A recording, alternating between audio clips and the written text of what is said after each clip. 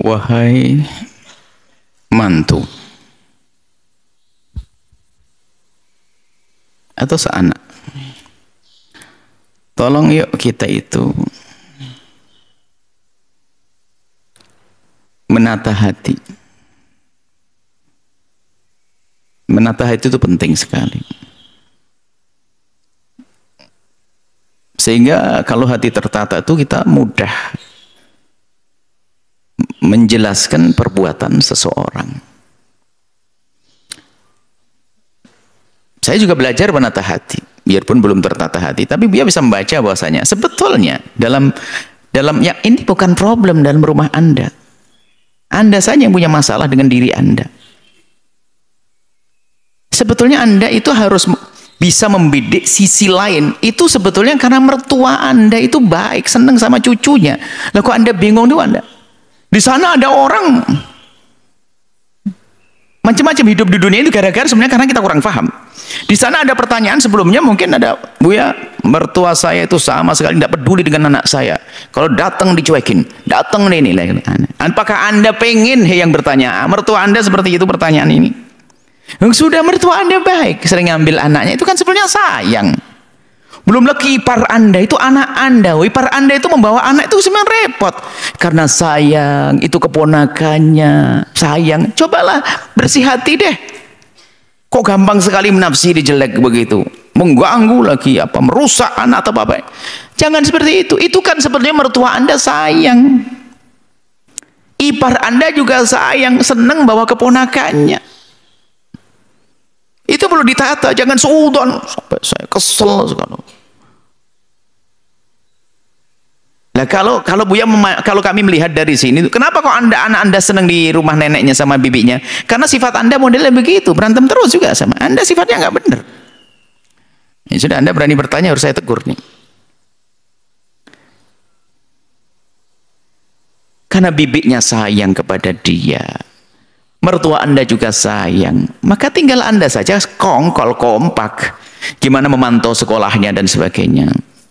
Kadang mungkin ipar Anda itu adalah mungkin tidak punya anak atau bagaimana, atau senang di rumahnya ada, dan itu biasanya keluar uang juga. Bibi-bibinya itu sayang sama anaknya, keluar uang. Cuman kadang ini Anda ini kok begitu dianggap sebagai perusakan dan sebagainya. Dan memang kita menyadari memang kakek atau nenek itu kadang-kadang cinta kepada cucunya itu berlebihan, sehingga kita pun kadang menegur di depan neneknya anak-anak itu nggak berani, karena pasti kita yang disalahin. Saya pernah, kami punya pengalaman misalnya di saat kita negur anak kami di depan umi saya mengatakan sudahlah jangan dimarah-marahin terus, itu biasa begitu. Memang saking sayangnya seperti itu, tapi itu sayang sebetulnya biarpun kadang berlebihan. Tinggal kalau kita menemukan sayang bibinya, sayangnya sang bibi atau sayangnya sang nenek berlebihan, tinggal kita netralkan aja, bukan langsung bilang wah ini merusak, ganggu saya, ini ajib. Anda ini membingungkan Anda ini. Apakah Anda pengen waktu anak Anda ke rumah neneknya lalu ditolak? Hah? Saya itu bingung dengan manusia-manusia semacam ini. Sengaja saya keras begini karena kejadiannya model-model ini banyak. Tidak bisa memahami niat baiknya seseorang. Kalau memang betul di saat di sana tambah tidak belajar, Anda tinggal meluruskan cara belajarnya, bukan Anda marah dengan kebaikan yang diberikannya. Itu kan kasih sayang. Anda akan marah-marah coba kalau kedengar sama iparnya Anda. Dia malah tidak asik dengan Anda, mungkin terputus silaturahmi. Kalau ini kaidah semuanya. Kalau ada orang perhatikan anak Anda harus menghargai beliau. Dia menyayangi anak Anda. Jangan serta-merta mengatakan dia mengganggu dan berusaha. Kalau memang betul memang selama di sana kurang ngaji dan sebagainya, ya tinggal bagaimana musyawarah. Wong mereka sayang juga. Neneknya sayang, bibinya juga sayang. Tinggal disempurnakan saja. Bahkan mungkin lebih enak bibinya nunggui dan sebagainya. Allah, bukan Anda dengan marah-marah seperti itu. Memang begitulah hidup di dunia itu macam-macam ya. Semoga setelah ini Anda bisa menjalin hubungan semakin baik dengan mertua Anda. Dan saya mengakui bahwasanya kalau anak-anak kami dengan nenek kakeknya itu jarang marah, memang betul. Sementara kita sering marah. Jadi kadang-kadang kalau kita mau marahi anak-anak itu harus minggir dulu, jangan di depan kakeknya, depan nenek, nanti dulu sini. Minggir dulu. Itu memang karena kakek itu sayangnya berlebihan, tapi nggak perlu saya mengatakan wah dirusak oleh abah saya, wah umi saya. Kenapa harus ngomong begitu? Oh itu bahasa kasih sayang kok. Ya, tolonglah ini semuanya. Dan kisah ini banyak.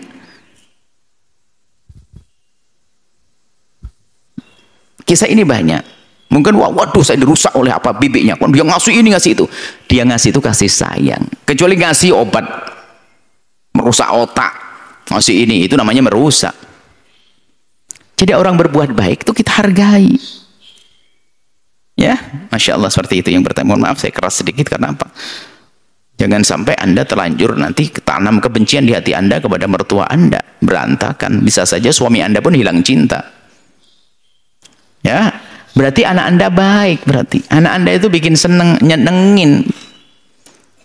Tinggal Anda aja tidak nyenengin orang. Anda harus berubah dong. Mohon maaf ini saya aja mengingatkan. Kalau kecuali memang terbukti di rumah itu diajari macam-macam yang nggak bener. Diajari, mohon maaf, diajak nonton yang enggak dan sebagainya atau apa. Nah itu baru Anda bertindak.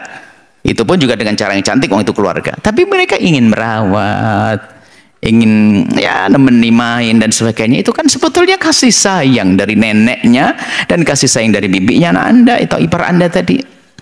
Tolong, secara umum yuk kita pandai-pandai menata hati, menyikapi kebaikan seseorang. Kalau orang niatnya baik, jangan dimentahkan, jangan dipatahkan, niatnya baik. Biarpun cara menyodorkan kebaikan dengan cara yang salah, tinggal kita bagaimana mengambil kebaikannya dulu. Menghindar dari kejahatannya dengan yang cantik, yang manis. Bukan dengan suudzon mengganggu anak saya ini dia. Semoga Allah melembutkan hati kita. Berikan kepada kita kesadaran kepada kebaikan siapapun untuk kita bisa berterima kasih. Dan semoga Allah menjauhkan kita dari merusak anaknya orang lain. Dan semoga Allah menjaga anak-anak kita semuanya.